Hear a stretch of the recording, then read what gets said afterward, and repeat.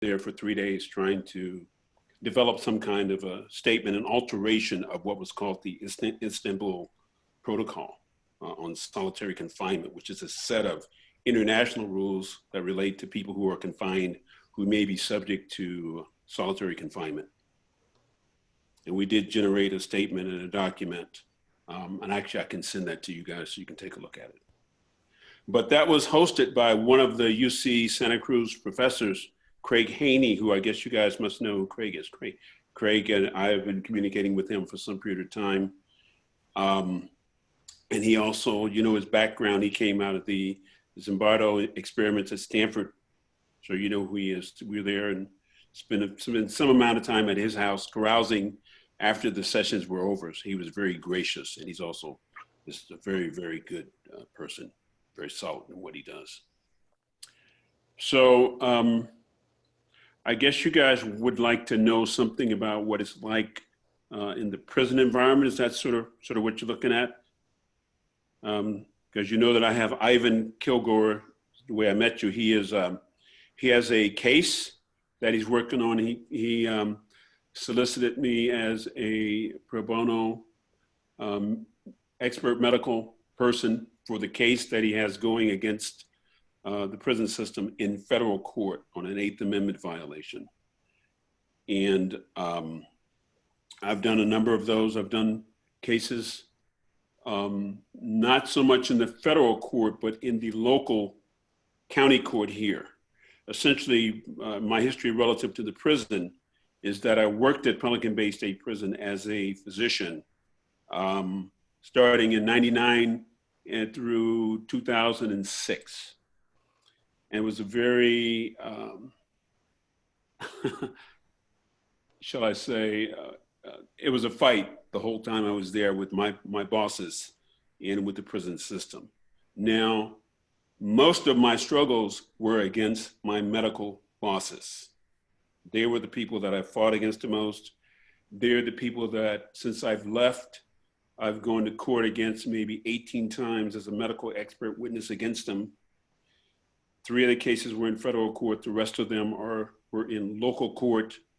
And it's usually always against used to be my former boss, because he was the one who was denying and altering care. And then the patients would bring me in as a material witness, and then I graduated to do cases on patients who were not people that I had taken care of, who happened to be in the CDC system, usually Pelican Bay. And I win all those cases because I sort of know where the skeletons are buried and try to do things to prevent them from doing what they did in the first place. But they had a very peculiar way of functioning. Some of the people who were medically trained didn't act as if they understood the Hippocratic Oath or things of that sort. So it was very difficult. And at the time that I was there, Pelican Bay was the only prison that was captured by the federal courts in terms of total medical care.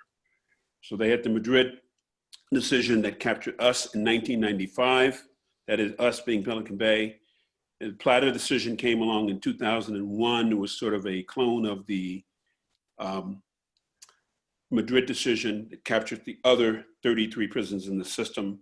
But Pelican Bay was sort of the place where a lot of medical policy and custody, use of force policy was worked out, then cloned out to the rest of the system.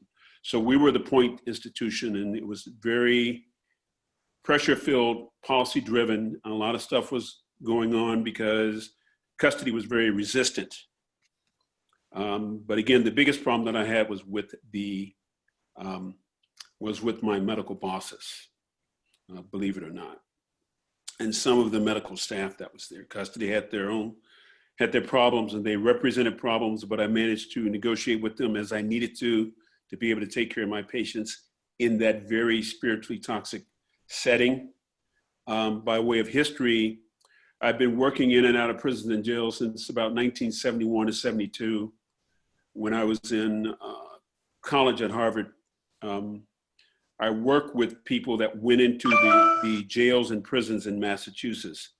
Number one, I was a drama instructor, so we went in and taught drama because I was working at a fine arts school as a job while I was in college. And the head of my department, the head of the drama department, was going in and out of the prisons doing that. And he allowed me to go in with him and to do some instruction in that setting. Also, as an undergraduate in biology, there was a graduate student, actually he was a postdoctoral student at Harvard who was Black, who went into the prisons to teach biology and biochemistry and molecular biology. And he allowed me to help them prepare stuff and to go in and out with him. In addition to that, during the time that I was an undergraduate at Harvard, myself and one of my roommates went to the Department of Youth Services in Boston because we were tutoring in one of the housing projects down there. And we asked them to assign to us certain problematic children that we could try to help. This is when we didn't know it was a school to prison pipeline, but that's essentially what it was. And they charged us with 6 students that we tried to help. And it was pretty difficult work, but we got one of them into prep school. He graduated and became a businessman. The rest of them were somewhat tragic, I should say, because they had already succumbed sort of to their environment, and we really couldn't do enough to alter their outcomes in that situation. That was pretty difficult work. But ever since then, I've always done work with at-risk students. Wherever I've been, I have some here. I actually only have 2 left. One is graduating, and then I'll have 1 left for next school year. I do substitute teaching in the school district part-time. I had to in order to get some insight into what these at-risk students were going through. Most or all of them are mixed race kids in this environment where there aren't that many Blacks other than those who are incarcerated. And the main group here that is oppressed and put down, well, there are 2 groups. There are the Native Americans, the First Nations people who were here, who are making a big comeback, and the Hispanics who work, the Latinx field workers and immigration workers, some of whom families have been here for a long time. So I have a long history of doing stuff like that. And I still do a little bit of it back in the Bay Area that I go back and forth to. The other issue is that once I graduated from college, I taught a course called the Biology of Black-Related Diseases in the Harvard Summer School. And in that course, I learned about the kind of health disparities that they're talking about now. A lot of that information had already been put together and formulated. And I taught the course and learned a lot about a lot of the issues, particularly the public health issues that were being touted even at that time by the people who actually wrote the textbook of Black-related diseases that came out a year after I taught it, because I learned a lot of that material from them, about the issues of drug addiction, homicide, violence, lead poisoning, things of that sort that have to do with the broader sort of issues as to why people may have health issues. So I've always followed and learned and updated a lot of that. And as a matter of fact, one of the things it led to was when I first went into Pelican Bay in '99, I began to interrogate them and push them on the issue of what is known as valley fever. I don't know if you guys know anything about that. But since '99, I've been interrogating them about how they related to the issue of valley fever and pushed them on it, and began to understand that they actually had a problem with it long before it came out to the public because of my sort of battles with them and interrogations with them about that. But I couldn't prevent them from handling it as poorly as they handled it. And that's sort of an institutional wall that I was up against because I was the only one trying to do something about it. And the doctors on the inside pretended that they didn't know anything about it and took no forward action to generate the kind of plans that they have in place now.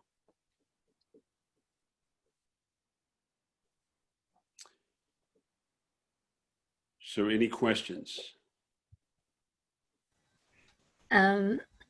So what was it like to work in the system as like part of the system, in particular to feeling forced to undermine the medical needs of the prisoners and lawsuits versus now, like what it's like to work? Now, before I came to Pelican Bay, I worked in Alameda County at the Santa Rita jail. That was back in 92 and 93. I had some exposure. Santa Rita is, even though it's a county jail, is very interesting because they kept guys there for like a four consecutive one-year terms, so they could be there for longer than a year.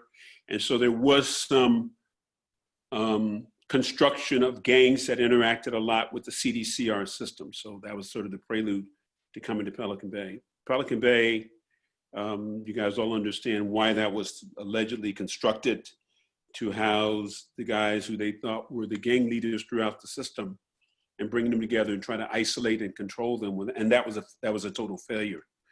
But going in there, so I didn't go in there without any pretty serious experience. But I did know from training at San Francisco General, treating guys who came periodically from San Quentin, that the system could intervene to really mess up their care. For example, at San Francisco General, while I was I think I was a hematology oncology fellow, we had a patient from San Quentin who had lymphoma. So he had to get chemotherapy every month. And so we went along the first 2 months and they brought him and he showed up and we treated him. And then for the other months, it should have been 6 months, he didn't show up because of what they did. I found out later on their end, the custody people, not the medical people. So they do that kind of stuff. At Pelican Bay, I remember when we first began to try to treat hepatitis C patients with the interferon protocols. When I first got there is when we started, and we were the first prison to start that. That's fairly expensive treatment. One of the things that happened to at least 4 of those guys, we would initiate treatment. There was a lot of resistance to treating them. And all of a sudden, they would be transferred to another institution. And my medical bosses at that time, I don't think that they had any control over that because custody moves these guys around quite a bit. It used to be said that there was always a prison on wheels in the state of California because every day there's 5,000 inmates on a bus going somewhere. So they move them around. A lot of these are custody reasons that we have no control over or we never find out about. So it seemed to me as if there was some sort of way to save money. So once we started treating these guys with those medications, they would be transferred out to an institution that didn't offer that medication. Okay, so that I know happened in follow-up. I followed up at least 3 of those guys and found out that they never got treated where they went. And we had started treatment and they'd been on it for a couple of weeks and then they just disappeared. So weird stuff like that would go on quite a bit. You know, the sense of being in that place, it's a very spiritually toxic place. As soon as you go in and the gate closes behind you, you get this peculiar feeling. And if adverse things happen while you're in there, the first year that I worked there, I was just a contract doc. I wasn't a state employee. And something happened and they couldn't account for one custody officer. And so it got to be 3 o'clock. It was time for me to go. So I tried to leave. And when I didn't know that when something like that happens, nobody goes anyplace. You know, so I told the guards, I said, look, man, I got to go. See y'all later. Y'all can find homie. And they said, you ain't going nowhere. You know, so they kept me for an additional 2 hours until they found out it was really just a paperwork mistake as to why this custody officer had forgot to sign out when he left the institution. The reason they were so sensitive was because there had recently been a custody officer that had disappeared because some people at the prison had murdered him and threw him in a dumpster. So their hackles were up about that kind of stuff at that point in time. But I didn't understand any of that. I wanted to go home, you know, and cook me some dinner and all that and maybe go fishing. And so they said, you know, you don't control that. You have no control over that. So it's a very funny feeling. They control that universe. I would describe it as a universe with different physical laws. Big problems are with trust. On any given day, you don't know who you can trust. When I came in, I came in having a big fight with the medical bosses because there was a situation in the clinic that I was assigned to where a patient came to me who had high blood pressure, was sweating, high heart rate, and looked like he was having a real heart attack. So in the clinics, they told me that if you get somebody like that, you're supposed to send them up to the infirmary so that they can stabilize them and then send them out to the hospital. And I looked at the guy and I said, no, this guy is probably having a real heart attack. The other negative bias I had was that the doctor who was running the infirmary, I didn't know how competent he was because I'd had lunch with him a few times, and he was an older doc who was retired, and I'll put it this way, I questioned his medical skills. So I decided that I wanted the patient to go out from the clinic, and that raised hell. I said, well, the way I was trained, I would never transfer a guy like this twice. So you're going to bring the ambulance into the clinic and you're going to take him out. And they actually did that. And I didn't understand how unusual that was. So that started a big fight between me and my bosses because I broke with what they told me was policy. But as it turned out, when I read the Madrid policy about 2 weeks later, the policy justified what I did, but I didn't know that because I was new. And I told them I thought that what they were doing was stupid. So that gave me a lot of brownie points with custody because I had defied my bosses and I'd won this big, ugly argument that we had in a setting where they saw me as someone that could be independent of them. But that brought me a lot of brownie points with custody because they did not like medical taking over. They did not like my boss, nor the boss in Sacramento. So that was the start of conflict with them, and that's how it all began. But that's the kind of stuff that would go on. They had some very decrepit procedures and policies in place that were not having a chance for the doctors to deliver even minimally adequate care. And a lot of the medical people there sort of tolerated that. I didn't tolerate that. And that's what the friction was all the whole time that I was there. And they fired me for it once, but I won my way back. And then I became a whistleblower. And it was for me, it was a big fight all the time. But when I showed up and I did that, there were people on the medical staff who were hoping that somebody would start doing that kind of stuff. So I began to develop a lot of support for what I was doing because I was trying to do it in a way that I thought was the right way and to coordinate with the courts. But my bosses would try to interfere with how I interacted with the federal courts, and they didn't want me directly dealing with them. And then the courts actually gave an order that I couldn't talk to them without a CDC or attorney being next to me. That's how sensitive they were about it. And that actually was a ruling that they did because they thought I was toxic. Okay, and I was just trying to do the right thing. And a lot of the things, the policies and things that I pushed and set in place, people appreciated. And it sort of split the staff into those that sort of followed me versus those who were under the influence of the medical administration. And we actually called them darts, as in Vader. We called them the dark side. But I paid a price for being that combative and being that much of a patient advocate. It was difficult. And sometimes people who you trusted one day would suddenly decide that they didn't want to do that anymore because there was always the influence of the toxic environment to pull you to the side of not wanting to take care of the patients because that's what custody didn't want them to have care. As a matter of fact, when I got there, one of the big expressions that they would say to the inmates, and the inmates would want something, they would turn to them and say, "You ain't got nothing coming, homie." That's literally what they would tell them. They start grinning. Now, some of the guys who were there, some of the custody, were reasonable, and I could negotiate with them because my job was to engage custody in a way that helped me take care of my patients. That was my primary and number one concern. That wasn't always a concern of other medical people who worked there, though. So it was a problem, and sometimes they would be with you and sometimes they wouldn't be with you. And I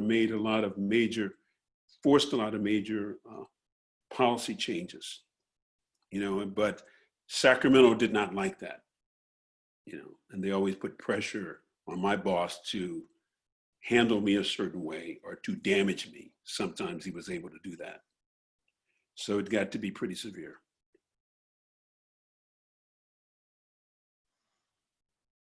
The court cases, there was one boss I had for the first few years that I was there. Then there was a second boss that came in that was even a lot worse for the last year that I was there. And he's the guy who I am testifying against in court in almost all the court cases I've had since I've been at Pelican Bay, because he was brought in to sort of be a hatchet man to cut down the cost of medical care. He was a very unusual person, to say the least.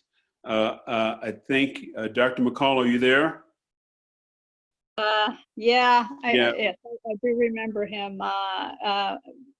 Some very negative interactions with him. As I'm hearing you speak of the many struggles to get adequate medical care, it's bringing back a lot of my own experiences, memories, interactions with this chief. I would like email and say, hey, so-and-so is having chest pain and he's not looking good. And the response was, oh, you would expect some element of concern of, yeah, we'll go see him right away or send him over. Someone will see him. No, it was, you're being manipulated by this guy. You should be more careful. They're just trying to get you to make a referral so they don't have to pay the copay. That was like one of the first responses, and I'm like, wow. And another was about the hepatitis C treatment. It's like the criteria was so not in line with community standard of care. That it, a lot of people were being excluded, but they could be treated. It was like, wait until they're suffering and there's some complications. And by that point, they're so ill that it's like, they're not going to be able to tolerate it. They're going to do so poorly. That's exactly what happened. Delay of care that's, that just increases not only cost, but suffering. And yeah, but there were many instances where I would coordinate with like oh yeah, and it wasn't that they wouldn't allow me to coordinate directly with the primary care doctors. No, it was the chief medical doctor that wanted to triage every request that I made.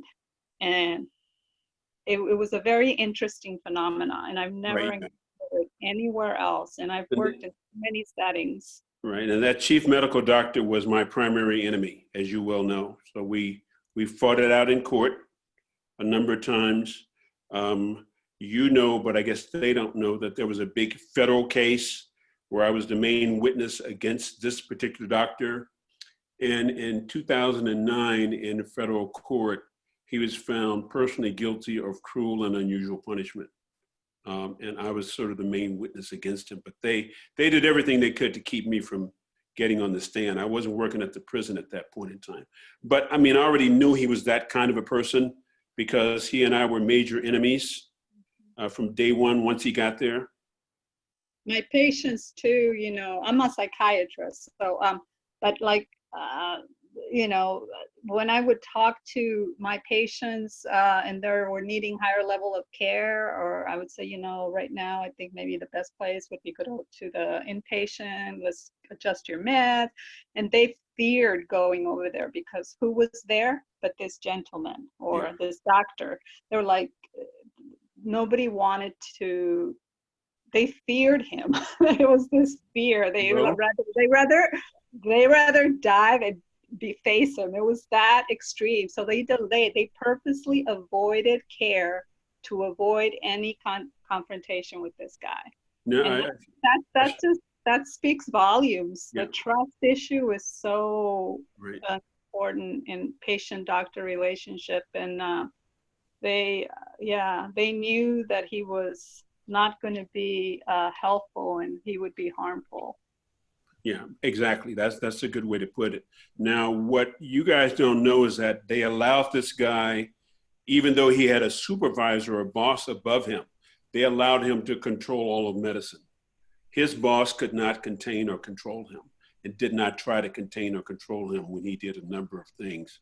To move back a little bit, before he came, I mentioned the Madrid decision, which was the first decision. There was the Coleman decision at the same time, which took control of mental health care throughout the whole system, and that extended into Pelican Bay. And right after I got there, there was the Armstrong decision in federal courts, which forced us to deal with their disability issues in different ways. So part of the issue with Pelican Bay, when it was the only one captured by all of these different court decisions, was that the care was court driven. The court was always generating orders and putting them on us. And then the administration would scramble to try to support the orders. They usually sabotage them, to tell you the truth, and didn't do them properly, because some of the medical administration were no different than the custody. Before the Madrid decision, all of the medical care in the California Department of Corrections was run by custody. It wasn't until the Madrid decision came that they began to have medical people co-equal with the associate wardens for health care to run medical at the institutions. And those guys were toxic and difficult, but they were sort of the older prison guard types. And eventually at Pelican Bay, we were able to actually educate and control and begin to move and make some progress. It turned out not to be so true, of the rest of the system, but we actually made some progress. And I began to have some facility to interact with those guys and to get them to change, and the courts actually helped us. I didn't think that the medical administration in Sacramento, though, did what they needed enough with the courts to really push them.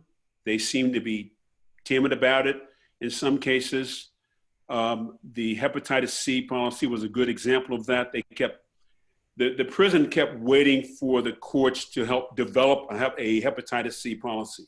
Now, when I got there, I said, these guys have hepatitis C. They're treated a certain way out in the community. We need to be treating them that particular way. And even more out in the community, I think at that point in time, in California, they started giving hepatitis B immunizations to school kids. You had to have a certain amount of hepatitis B immunization to go to school. So once I became the chief physician and surgeon the second year I was there. Actually, the first year I was a runner doc, and then they decided to employ me as a CDC employed doc. But by that time, I was already fighting with them a lot, so they knew what they were getting. Turns out I wasn't a good fit for them, and they weren't a good fit for me in terms of going into management. So one of the things that happened was that I told them that they needed to give hepatitis B immunizations to the Pelican Bay patients who had hepatitis C and hepatitis A immunizations, because that's what they do in the community. If you have hepatitis C and you get an insult from another virus that insults your liver, it can kill you. So the practice in the community is that they immunize all these people. And I went further than that and made a statement at a staff meeting that not only that, since this is such a hepatitis-rich environment, you guys should be immunizing all of the patients who want to get a hepatitis B immunization or a hepatitis A immunization, because in the end, they're going to leave and go out in the community and maybe infect people. So it's a public health issue. And suppose you have a guy who fights with a custody officer, he could infect him. I mean, prisons are hotbeds for hepatitis, and we need to be immunizing all of these people. Well, the problem was at that staff meeting where I told all the guys that I was going to approve all the vaccines for any patients that they requested it for, particularly for the ones with already hepatitis C. My boss heard the meeting through his door and came and confronted me after the meeting. So we had a big argument. And he said that, the policy is that we don't immunize them. And what I already knew was that there was no written policy. There was a crypto policy. That's how they wanted to manage things. Because the nurses would come to me and say, that doctor wrote for hepatitis B immunization. And it's not our policy. What should I do? I said, well, it's a non-formulary, but I'm going to approve it. So the staff felt that there was actually a policy that said that we were not give hepatitis B or hepatitis A immunizations. But there was nothing on paper or no policy that said that. That was just their behavior to save money. So I asked my boss, I said, if you can show me a policy on a piece of paper that says, no, we do not give hepatitis B or hepatitis A immunizations, then I'll honor it. But there was no policy. So he got mad and called Sacramento, and they sicked him on me again. But that's the kind of stuff that would go on all the time. The hepatitis C stuff was massive in the prison when I got there. They were mismanaging it because I was telling them that they wanted to wait until the guys had a certain level of liver damage before they would institute the treatment, because the treatment was expensive. But I told them, if you wait until they get to that point, they may not have enough platelet counts, because I was trained as a hematologist, to be able to tolerate the treatment. And then you say, oh, we can't give them interferon because their platelet count is too low, and the platelet count is low because they have hepatitis C. So that kind of stuff that they actually would plan on and do. And sure enough, once I was away from the prison, one of the first cases I did against them was exactly that. A guy who they had let get very sick with hepatitis C. Then they cleared him to be treated, but his platelet count was so low, he could not get the treatment that was out at that point in time. So he won the case, and what they did with him is they were forced to send him to Stanford, to one of the best hepatitis C treatment people in the world, Joanne Imperial, to treat him as best they could at that point in time. And they sort of changed their behavior after that. But they do these very sinister things. The problem is that in order for them to do it, they have to have MDs and RNs who don't act or think right, who are not in the patient. These are my patients and I have to take care of them. And they tend to promote those kind of people up to sometimes management levels. And that's where the problem is. You hire these people into management who are put there because they are protective of the way the place works and are able to put their heads down in the sand and hide and not push for the things that the patients actually need in terms of care, especially in that institution when we had the chance with the courts behind us to really push to get adequate or more than adequate care. Mm-hmm. And that's what a lot of the fighting was about, because they would do things like that, and they would do things that were even worse, that would damage patient care. We had a situation where in early 2004, for whatever reason, there was a change in the prison system where custody decided they had to take a bunch of guys from their Lancaster facility who were part of a so-called gang and transfer them to Pelican Bay, and take guys at Pelican Bay and put them in other places to bring in these guys that they wanted to control. When they transferred them up, the medical administration in Sacramento decided that when guys were transferred to a different prison, that their prescriptions that they got at the prior prison should be just continued in force.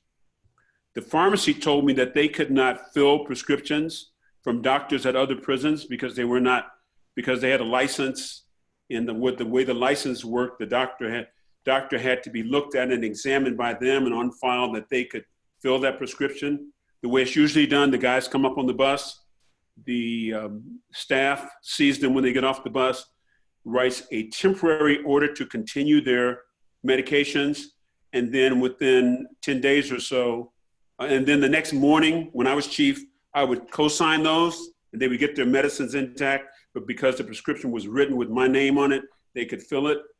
but they wanted to end all that. So they were doing that for about 4 weeks with these guys from Lancaster. The pharmacy wouldn't fill them because they said it was illegal for them to do it that way. The Sacramento said, you got to do it anyway.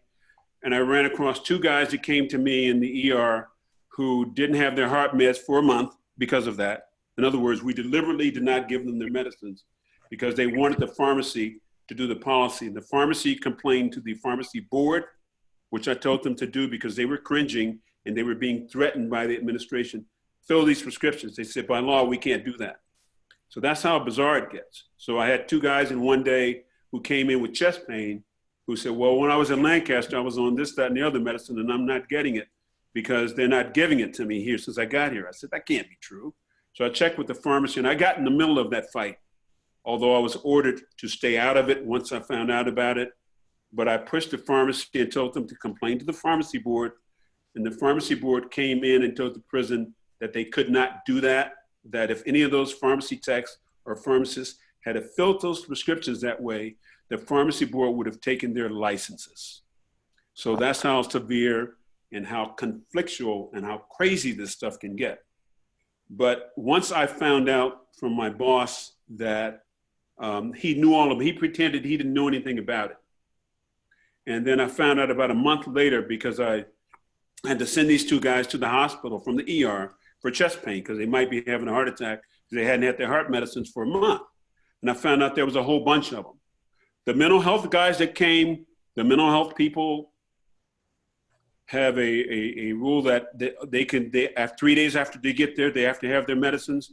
The mental health people with the head psychiatrist and the psychiatrist on the yard where those guys were being sent got together, talked to custody, got a whole bunch of escorts together. And as those guys came in, they saw up to 70 patients a day to be able to write those prescriptions so they could meet that 3-day requirement. They did it. The medical side didn't do that. They tried to beat on the doctor in that clinic to see 40, 50 patients a day and just write them in. She was a very good doctor. She wouldn't do that. But they hid from me that they had even tried to do that. And once I found out a month later that they had tried to do that, I got so deranged because that is actually a cruel and unusual punishment, consciously denying care because these guys didn't get medications for at least a month. And I got real twisted behind that. I started having chest pain. And I went to the ER because I was so mad because they were practicing deliberate indifference to medical need, and I found out about it.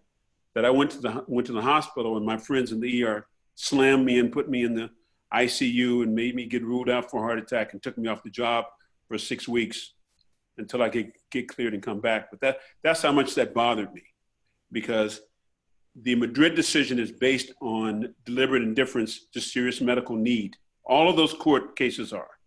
And here we were actually doing it right in front of me. I mean, I was there and they actually did it, and so that kind of crumpled me quite a bit, I had to take some time off after that. But it was such a battle between me and them. I really did not want them to know that they had hurt me that way.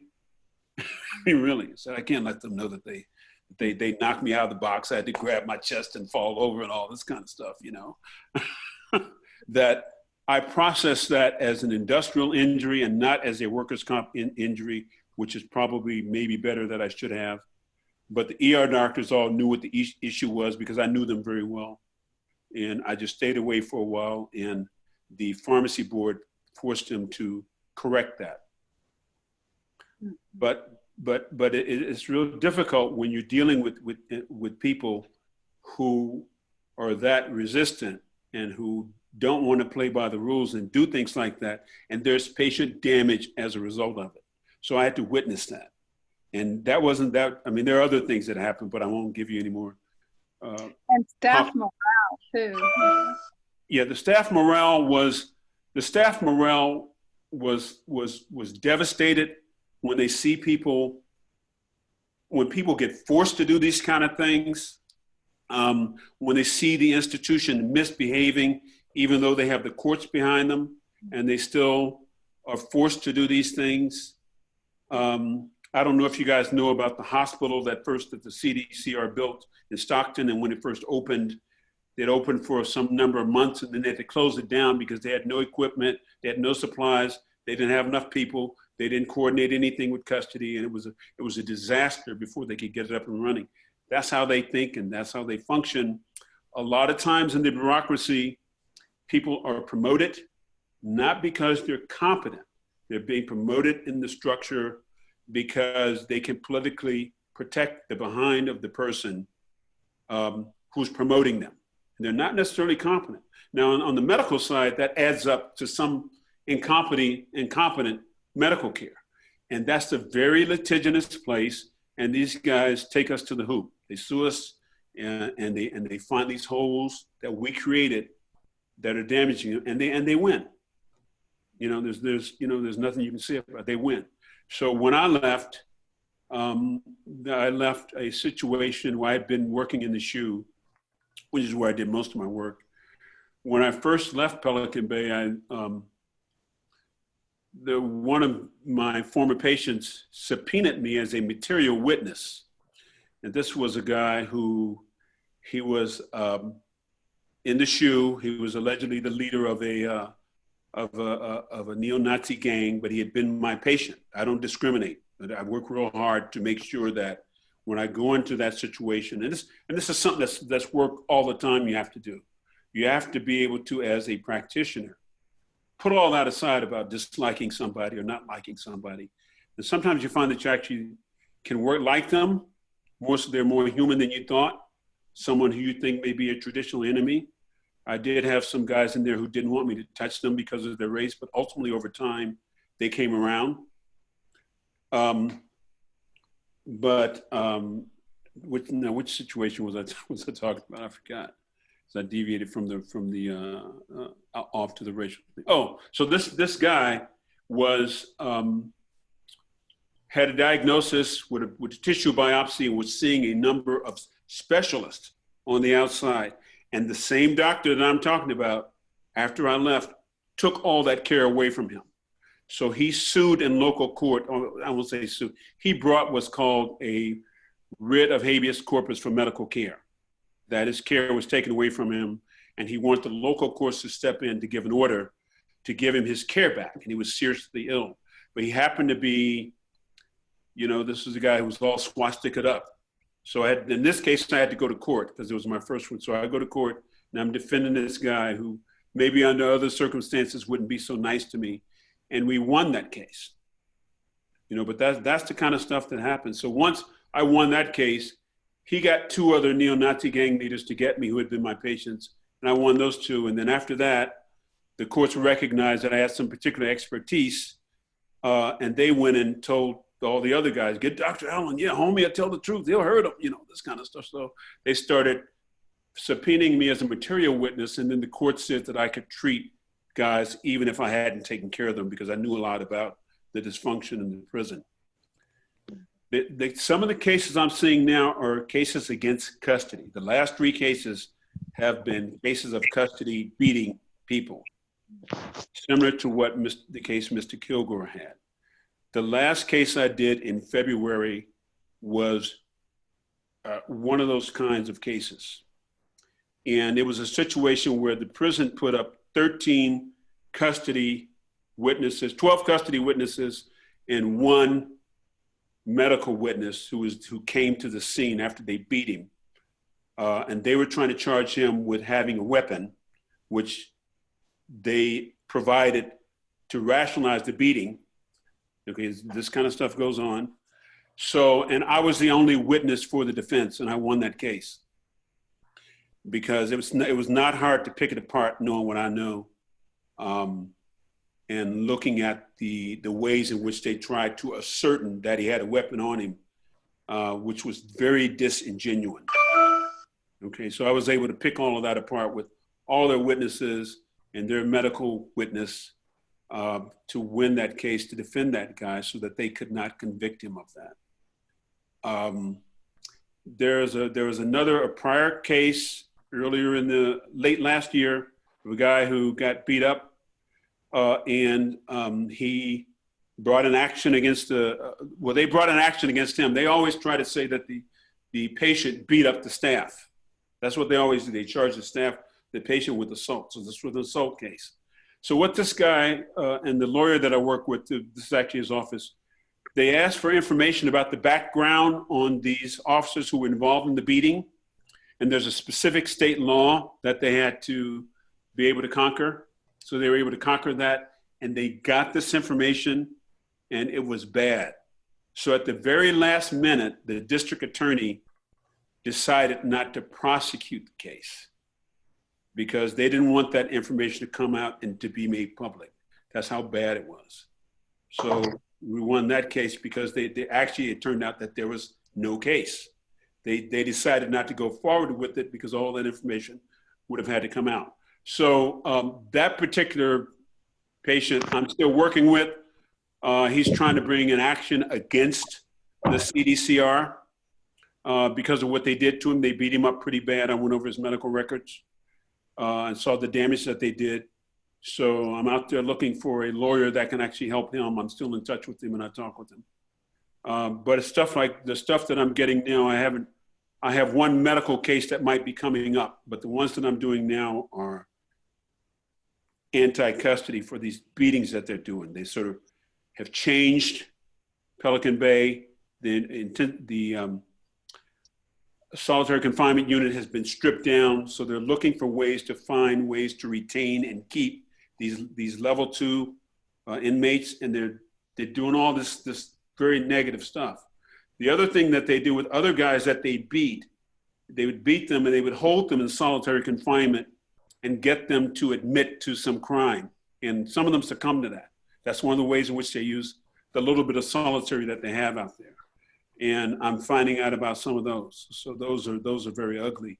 But some of those guys admit to those and have actually gotten the punishment for that. And that keeps them in prison even longer, which I'm seeing now is maybe a bigger scheme as to how they're trying to keep this place filled. It's no longer a level 4 high security institution, but they keep creating these scenarios and these events to give these guys more time and to keep them there. And one of the things they do is they beat them, charge them with assaulting the guards, custody officers, and then hold them in solitary until they crack. Can I ask a question? Yes.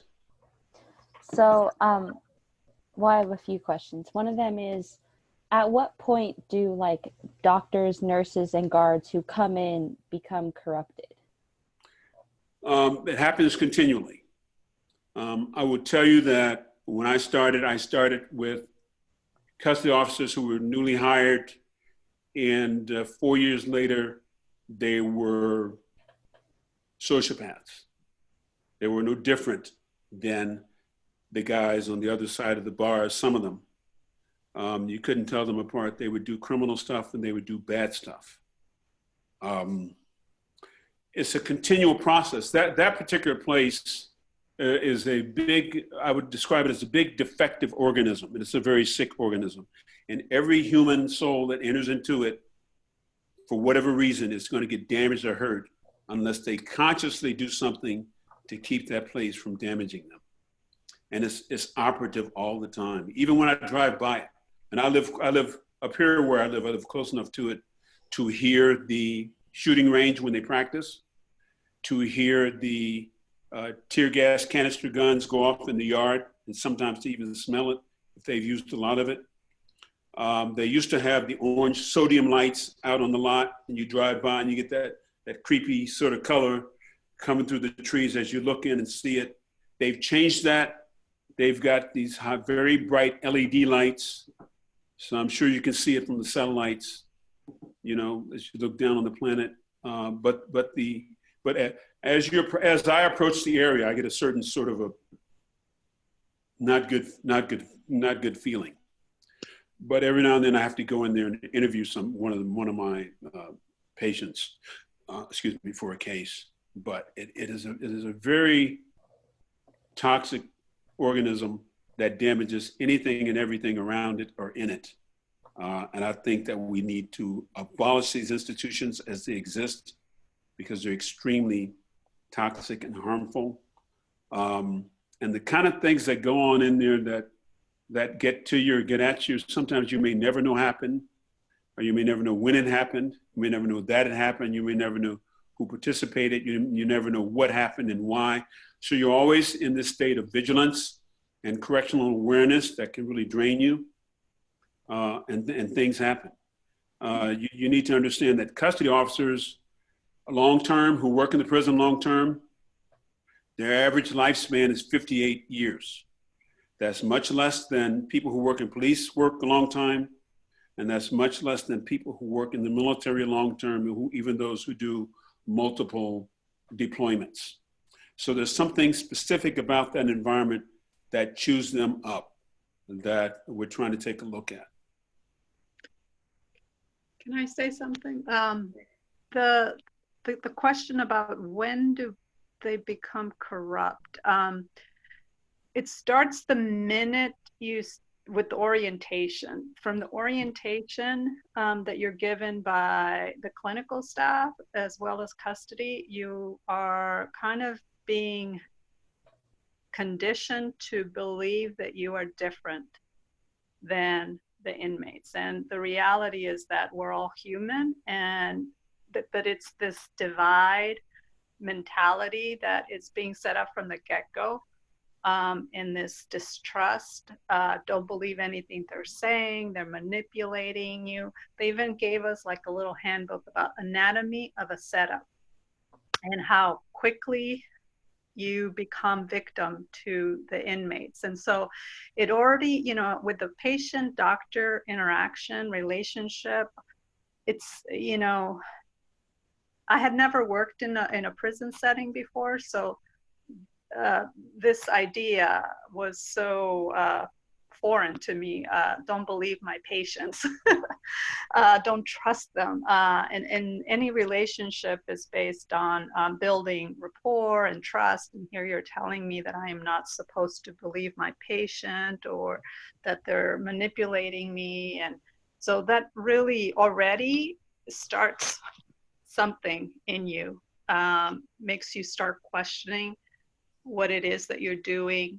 And it starts, every interaction slowly begins to erode your stability, your sense of direction, your sense of purpose. And what Dr. Allen is saying, you have to be very focused on why you went into the field and what your purpose is and who you serve, because there is a lot of room for dual loyalty, meaning that you are working for the state, yes, but as a provider, your first oath and commitment is always the person before you, the one that is entrusting you with their life.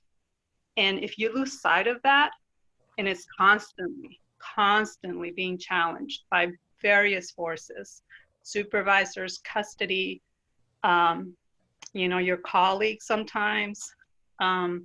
So you have to, and that takes a lot of energy to be able to hold on to that, protect that.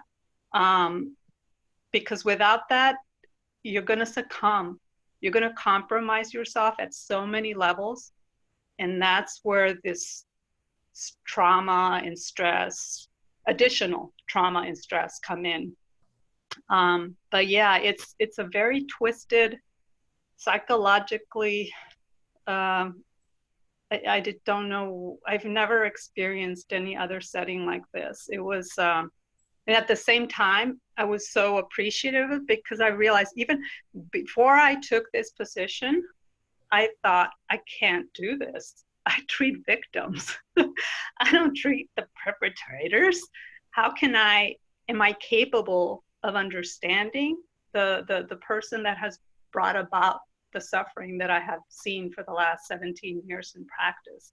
Can I even understand that? How can I deal with those emotions? And what ended up happening was a complete, for me, it's like listening to these people's stories and narratives.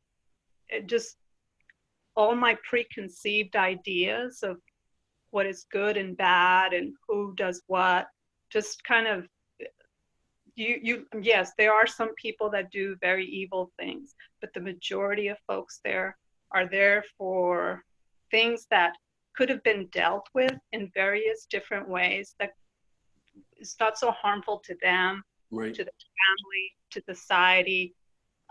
Addiction, mental illness. As a psychiatrist, I would see guys that had some severe schizophrenia, bipolar, and I'm looking at them and listening to them, and I'm thinking, God, this person does not belong in prison. If he had gotten treatment or support in the community, he could have done much better outside. Or the other thought was, he needs to go to the hospital. He needs to be in a place that is supportive and compassionate. And this is not the place to be for someone Right. who's barely functioning or is their victim. So it's a system that it's very you got to be careful, and that causes a lot of energy expenditure, Right. and Does. it's a taxing system. It also, the other important issue there is isolation. You have to be able to have people that you can trust and talk to, because the isolation and the stuff that goes on in your head will take you down. It's very, very hard to negotiate that, but you also have to admit that you're vulnerable. A lot of people come in and they just think that they can walk through there and take it. And then they find out that they're ambulatory carnage, 4 years later. And they're still walking, but they're not the same as they were prior to getting there. And that is a paramilitary setting, and that's how it functions. As a doctor, you have the same status as a lieutenant, and as you go up higher as a CEO, CM, chief medical officer, you get to you may be a captain, and then as a healthcare manager, you're essentially an associate warden. So you have these comparable levels, and when they fired me, when I a couple of years after I got there, the issue for me was that I was trying to. This was when I was chief physician and surgeon. I didn't fit in, so I was fighting with my boss all the time.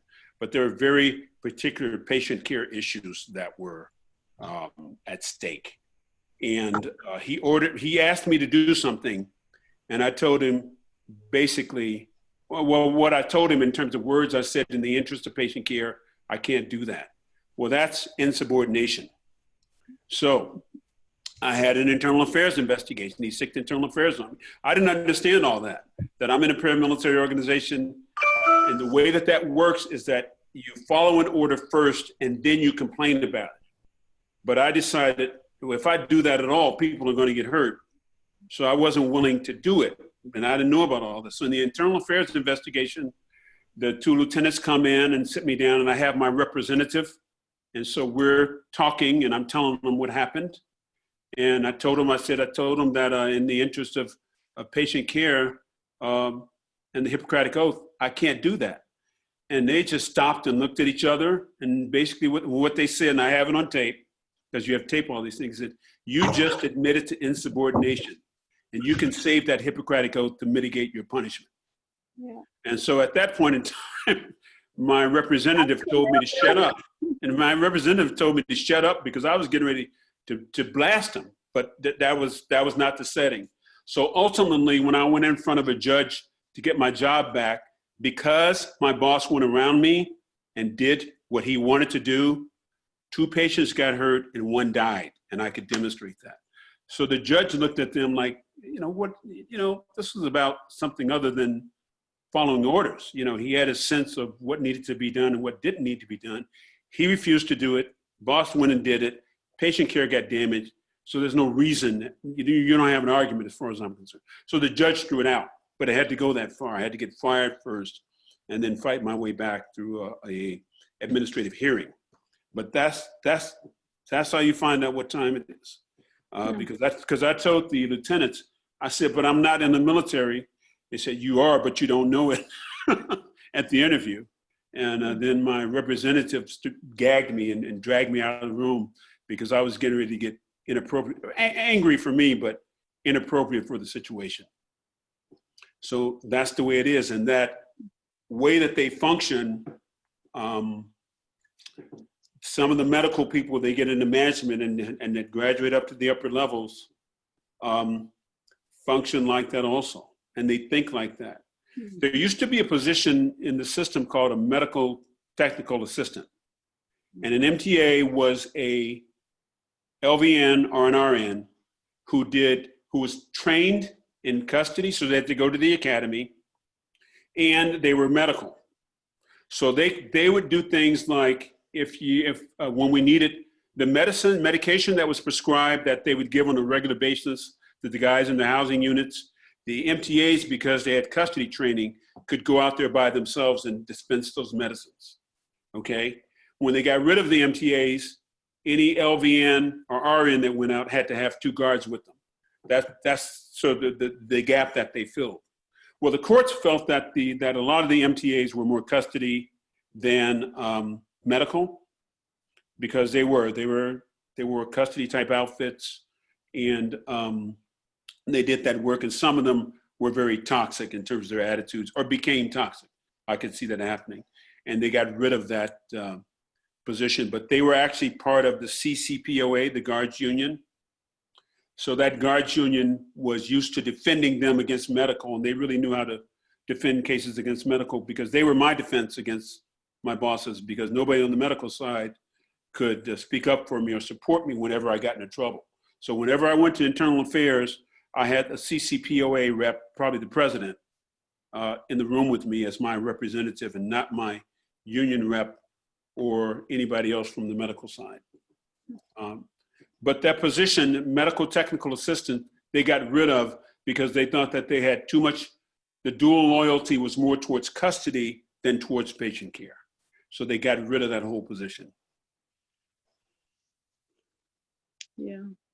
Yeah, my experience with the kind of questioning some orders resulted in also me being written up, and me then filing a rebuttal and grievances, and but yeah, I was like,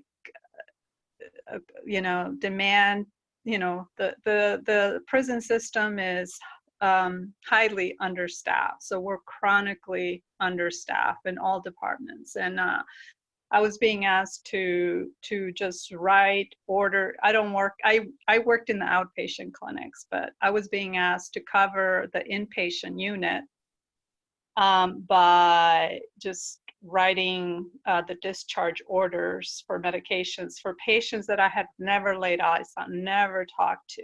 And I told my supervisor, I can't do that. I don't know who these people are. It's not safe. I don't know if they're, and he goes, you don't have to worry about it. It's already been discussed. And I'm like, I can't do that. They would put you at risk. This is what they do. They put you at risk. They take you and you jeopardize your license. Yeah. And they do that with a lot of the licensed people. They try to make them, they will push them to do things beyond their scope of practice, push them to do things that are obviously not only immoral, but illegal. And they'll respond to it, and then they'll get rid of them.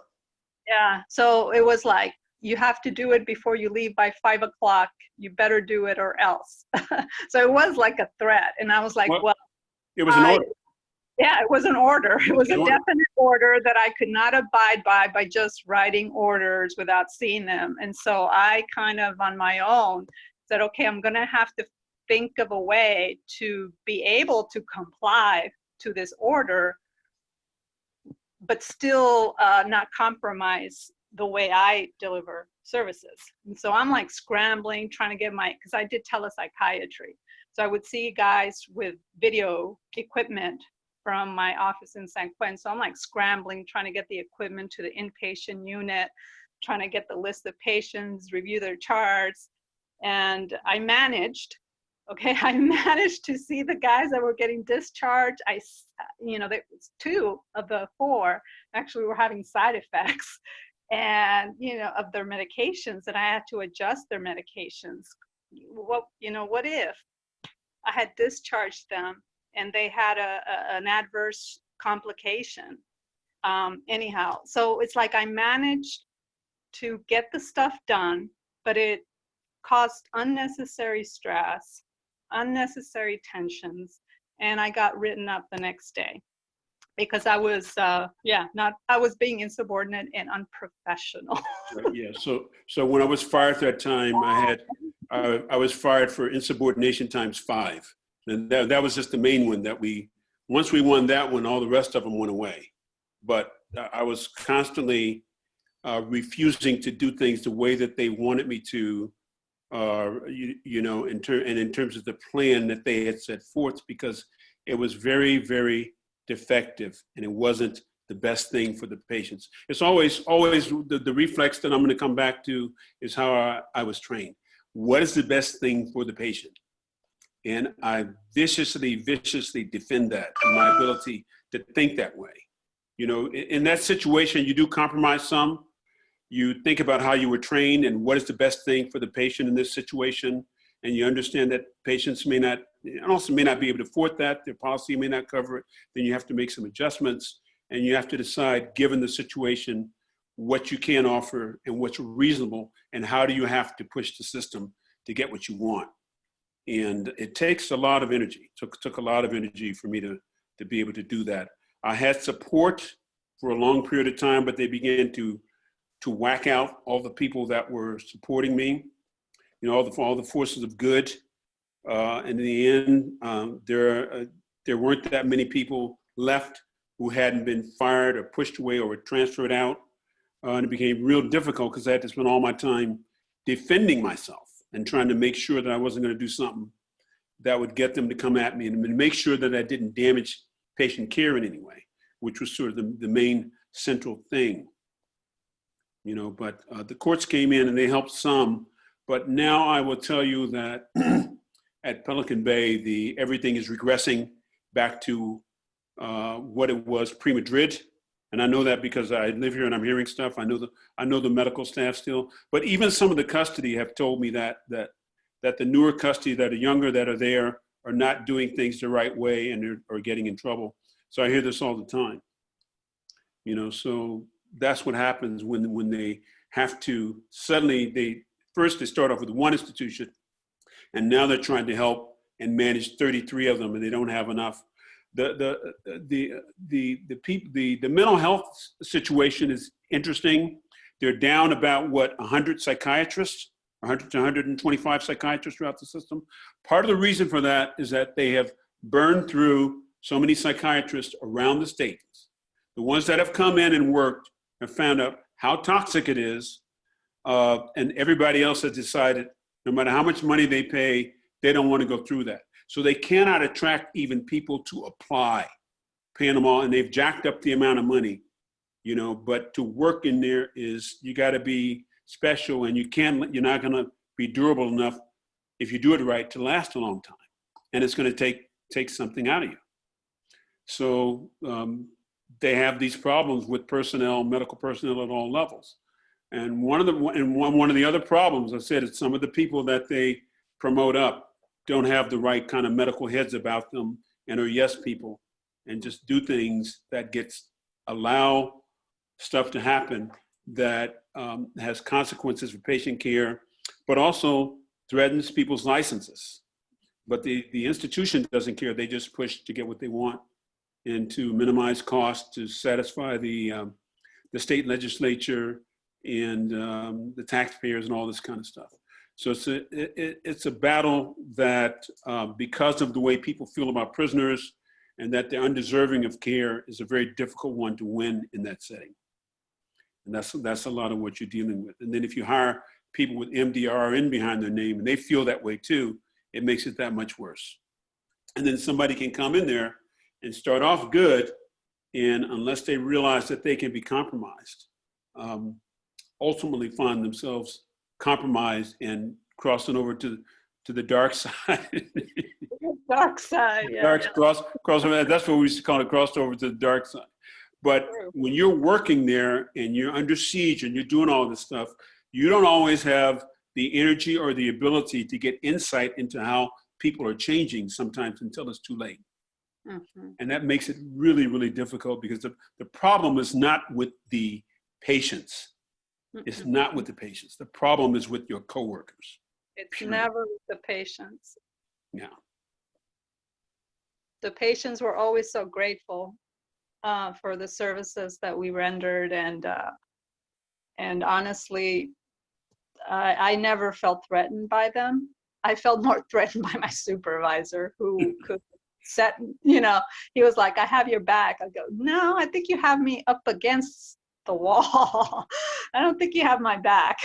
So I went there, and I'm African American, so I have a bias internally about the health issues of African Americans, making sure that these guys who are in there, some of them whom are very inarticulate, are getting care. So I come in, I wear this cap because I want to tip off to them, there but for the grace of God, go I. So I wear this cap, and there are consequences to not looking like the consummate, quote, Negro professional. Because one day, as I was standing near the buzz button to get in and out the gate, I'm wearing my little protest cap and my white coat, and there were some custody officers behind, in the central station. And I came through there and went out, and the gate closed behind me. Then I went back and pressed a button to get in, and they were talking, and I could hear one of them saying, it's getting to the point where you can't tell the doctors from the inmates. They were talking about me. They didn't know that I heard them. But, stuff like that goes on. So I came in trying to maintain as much of my nascent personality as possible, which means I kept the cap, to try to let guys, some of the black guys know, maybe it's all right to talk to him. Maybe he's not really a company man that we cannot trust, to try to engender trust. But I actually tried to do that with all the inmates. I had my set of regalia that I decided I'm going to display that I'm actually black, and see what happens as a result of it, as a way to try to encourage better therapeutic relationships with some of them. But it turns out that worked for all of them, because they saw me as sort of a different kind of an animal. Let me show you something for a minute.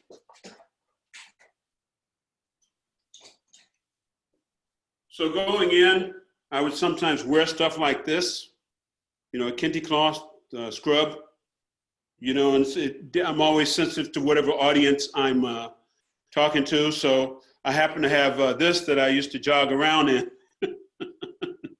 my UC Santa Cruz sweatshirt that I used to jog in, that I thought maybe I should wear that for this interview. No, I just look like what I normally look. But sometimes things like that make a difference.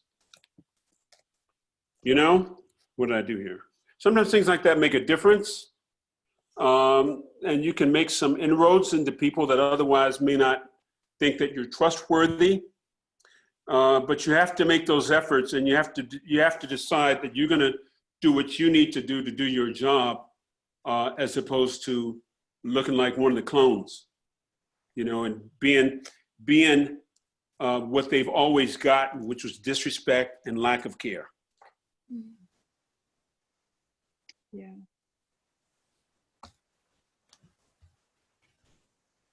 Before we begin to wrap this up, any questions, comments from anybody else? I just want to say that's really awesome, and that was a really great talk. Thank you so much for that. No, you're welcome. You're very welcome. Thank you. Thanks for inviting me last minute. Yeah. Well, she and I communicating. I told her. I'm so happy to know that you guys in college are interested in these issues, because it took me far too long to realize the importance of the people that we discard. Those guys in there, they have so much to give, and they're so intelligent, and some of them just have a lot of trauma, and a lot of disadvantages, and some have done some horrible things, but some of them, they got caught up in a system, in various systems that were dysfunctional. And I think we should believe in second chances and redemption and rehabilitation, because a lot of people behind those walls are like you and me. Yeah, so I'm so happy that it really inspires me. I'm so grateful that you guys are taking some energy to get involved and at this early stage in your life, because it's going to make a big difference. I'm so grateful to have had that experience, as hard as it was to go into the prison setting. But it really changed me and expanded my advocacy and my outlook on things. So I thank you for doing what you guys are doing. Right. It's great to see people starting in as young as you are and actually getting some real information, that you can use and plug and talk to people, and you're being aggressive about it. I really, really appreciate that. That helps, and that inspires me quite a bit, because I'm an old man. I might be all used up and don't even know it. Nah. But we need people out there sort of knowing about this stuff. Generations here. We have 3 generations. Dr. Allen, you, me, and then you guys, and the struggle goes on, and we will transform this society. Right, and all the stuff that's going on now with these tragic police brutality issues relate a lot to the prison system and the historical conditions that exist. And Colin Kaepernick tried to give some light to this issue in a very peaceful way. He just knelt and took a knee. And he was disparaged for that from the top, criticized all the people who supported him, and look at what we got now. This stuff is historical. I've grown up with it. I've seen it. It's pretty intense stuff. And at its core, what has to change is the sort of hateful feelings about the other that have been generated, particularly relative to Blacks, the inability to cope with having people as equals is at the basis of this. Okay, because they, for a long time, didn't even think that we had souls.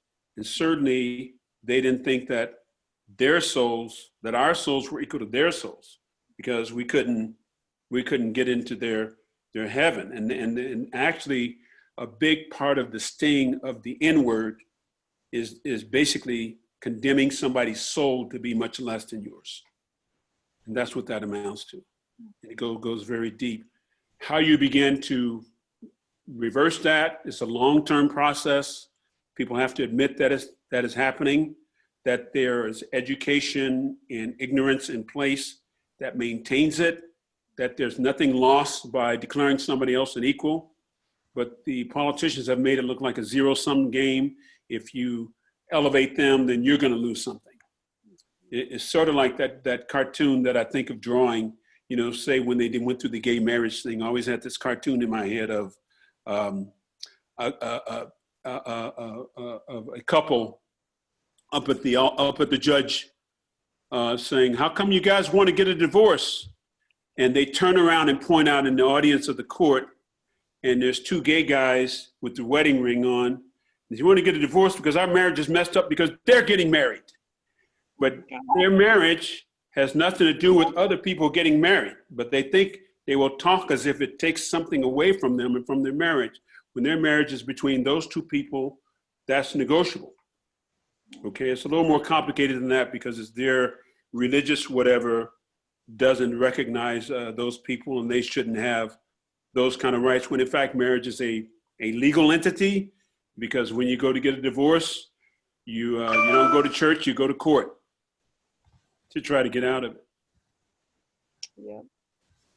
But that runs very deep. And I saw a lot of that when I cut my teeth medically on the the AIDS epidemic at UCSF at San Francisco General at Ground Zero. I was there for about almost 10 years, and that still affects me. It's difficult to see these people die from COVID who are minorities, because I know a lot about the disparities in healthcare. But the issue of people dying, not being able to have their families around them, doing it by Skype or by FaceTime is unreal. Of course, during my time, families disowned their kids when they found out they were gay, and these people died in tremendous, tremendous pain. I've never been through anything like that. People dying without a family, and the staff had to become their family as they died. It was very wrenching, and it gave us all PTSD and moral injury, and some of us are still trying to grope with all that. We didn't talk about it at the time, but some of the same issues are playing out now. Yeah. Cedric, you mentioned that it's been really difficult the last few days. So many of us are really struggling, and with all sorts of emotions. And I mean, I don't know what's going on directly, but it's. I think right now, I think the best thing that all of us can do is like try to take care of ourselves the best that we can, and just prepare for like Dr. Allen is saying, the marathon of this struggle, because and be okay with taking the time off to take care of yourself, because this is very taxing work, and you got to listen to what you need, because if you don't take care of yourself, it's really hard to give. And give in a way that is compassionate and healthy and effective. And so cry if you have to, but definitely if you can, try to stay connected to people that are close to you, that support you, love you, because that fuels us, and that reduces our isolation, especially now with this COVID. This is like the worst time for this to happen right now. Yeah, it sure is. It is. It's like just throwing gasoline to an already fragile system. And so where we have defective leadership. Oh my gosh. It's we're going through some very difficult times. I would just like to say thank you to both of you for being here today and sharing your insights. And I hope that we can have you two again. It's been a pleasure. Thank you. Leave now, because I was at the protest, and then I left and came back home for the meeting. So I'm going to head back out. Your good works. Yeah. Thank you for everything you do. Keep yourself safe. I worry about both of you now, knowing that you are going against such a big system, and there's so many people who are resistant to giving actual care to people. There's people trying to do the good works of doing the right thing, but they get damaged and hurt and destroyed. Yeah, they do. Well, thank you too for being here. And I hope if you guys want to stay on the call and still talk, that's totally welcome. But I'm going to go ahead and head off and meet both of you. Thank you. Thank you for everything. And hopefully we can have another meeting soon. I think that would be great. And we could possibly get way more people on here. Okay. And also, there are ways, if you have individual questions, you can route them to me, and I can hook you up with Mariposa also. Okay, great. Because you may think of things after this that you want some more detail about, or you want some documentation about. Okay. Well, thank you guys so much for everything. Be safe. Thank you. Take care. Bye-bye. Thank you. Bye-bye. Bye. Thank you, Mariposa. And Bye. Thank you for allowing Mariposa to sit in. She's great. Thank you so much. I'm so happy. It inspires me. Thank you. no, we're so grateful. Thank you so much. Bye-bye. Thank you all. Bye. Bye-bye.